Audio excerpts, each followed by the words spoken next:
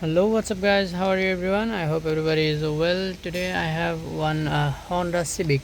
This car have a problem. You can see here, collision system problem. And today, I will show you why this warning light came and how you can solve this problem. Okay, this is Honda Civic. I check everything, fuse here, there, and ABS. Everything I check, but there is no fault. Everything is perfect. So, and then I check with my diagnosis tool.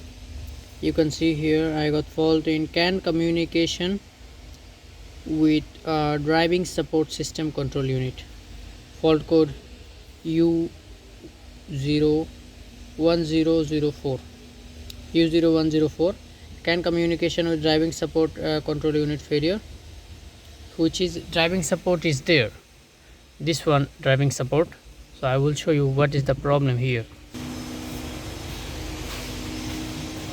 So you can see here in driving support, they anybody removed before, I don't know, they damage everything, camera and here and there, everything they damage. That's the problem. This collision prevention SSTD collision problem came. I don't know why they removed this distance camera system. That's the problem. So if your car have a same problem, check this camera assist. Okay, thank you.